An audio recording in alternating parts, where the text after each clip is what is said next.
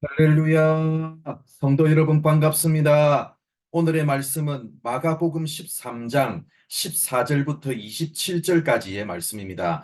마가복음 13장 14절부터 27절까지의 말씀입니다. 멸망에 가증한 것이 서지 못할 곳에 선 것을 보거든 잃는 자는 깨달을진저 그때 유대에 있는 자들은 산으로 도망할지어다 지붕 위에 있는 자는 내려가지도 말고 집에 있는 무엇을 가지러 들어가지도 말며 밭에 있는 겉옷을 가지러 뒤로 돌이키지 말지어다. 그날에는 아이 된 자들과 젖먹이 든 자들에게 화가 있으리로다. 이 일이 겨울에 일어나지 않도록 기도하라. 이는 그 날들이 환란의 날이 되겠습니다. 하나님께서 창조하신 시초부터 지금까지 이런 환란이 없었고 후에도 없으리라. 만일 주께서 그 날들을 감하지 아니하셨더라면 모든 육체가 구원을 얻지 못할 것이거늘 자기가 택하신 자들을 위하여 그 날들을 감하셨느니라.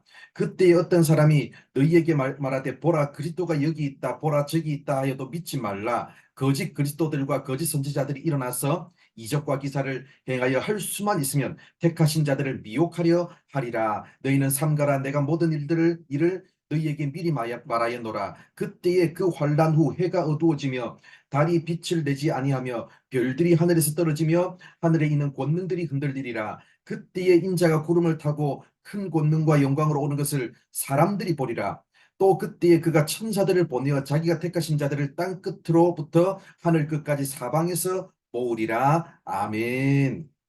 마가복음 13장을 보통 세상 종말에 이루어질 일이라고 생각하는 경향이 있는데 그렇지 않습니다. 마가복음 13장은 예루살렘 멸망에 대한 예언입니다. 특별히 실제 역사 속에서 있었던 AD 70년 로마에 의해서 예루살렘이 무너지는 사건에 대한 예언입니다. 14절을 보면 산으로 도망가라는 말씀이 있습니다. 만약 그 날이 정말 세상의 종말의 날이라면 산으로 도망갈 필요가 있을까요?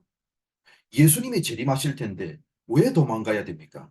그렇다면 도망가야 할 때가 언제일까요? 14절을 보면 멸망에 가증한 것이 서지 못할 곳에 선 것을 볼 때라고 말씀합니다. 가증한 자들이 성전을 차지하는 날이 온다는 것입니다. 그때 성 안으로 들어가지 말고 산으로 피해야 환란을 피할 수 있다는 말입니다. 22절을 보면 거짓 그리스도인들과 거짓 선지자들이 일어나서 택하신 자들을 미혹한다고 말씀합니다. 21절을 보면 그들이 그리스도가 여기 있다, 보라 저기 있다 하여도 믿지 말라고 말씀합니다. 왜 그런 말씀을 했을까요? 예루살렘 성전이 무너지는 날인데 마치 세상이 멸망하는 날로 속이는 거짓 선지자들이 있다는 겁니다. 아직 예수님이 재림하실 때가 아닌데 재림하신다고 속이는 자들이 있다는 겁니다. 24절을 보면 그 환란 후라는 표현이 나옵니다. 예루살렘 성전이 로마에 의해서 함락되고 예루살렘 전체가 로마 군인들에 의해서 점령을 당하게 될 날 후를 말하는 겁니다. 그런데 24절과 25절을 보면 해가 어두워지며 달이 빛을 내지 아니하며 별들이 하늘에서 떨어지며 하늘에 있는 권능들이 흔들린다고 말씀합니다. 이것은 상징입니다.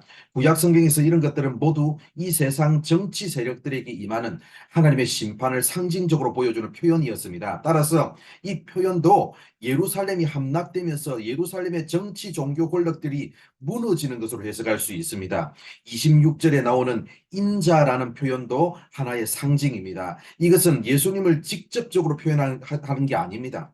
이 표현은 다니엘서 7장 13절을 인용한 것인데 다니엘서에서 그것은 이 세상의 악을 상징하는 짐승의 세력이 심판을 당해서 권세를 빼앗기는 내용입니다. 인자라는 표현에 집중하면 안 되고 이 구절의 전후 문맥상 예루살렘 성전 함락으로 인해서 예수님을 거부하는 예루살렘 지도자들에 대한 심판이 집행되는 장면으로 이해해야 합니다.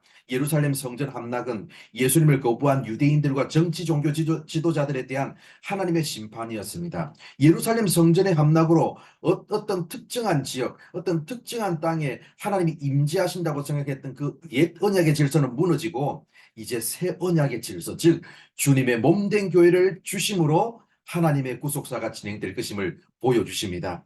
27절을 보면 택하신 자들을 땅 끝으로부터 하늘 끝까지 사방에서 모으리라고 말씀합니다. 예루살렘 성전 함락은 기존의 옛 질서, 즉 이스라엘 중심의 하나님의 나라가 종료되고 이제는 예루살렘을 넘어 이방인까지 포함해서 전 세계적인 하나님의 백성의 회복이 이루어질 것을 의미합니다. 바로 그 일이 오늘날 전 세계 교회를 통해서 이루어지고 있습니다. 무너지는 것은 세상 끝이 아닙니다. 실제로 이스라엘 유대인들은 예수님의 말씀을 듣고 성전이 무너지니까 이제 우리는 끝났다, 세상이 무너지는 것과 똑같다고 생각했습니다. 그러나 그렇지 않습니다.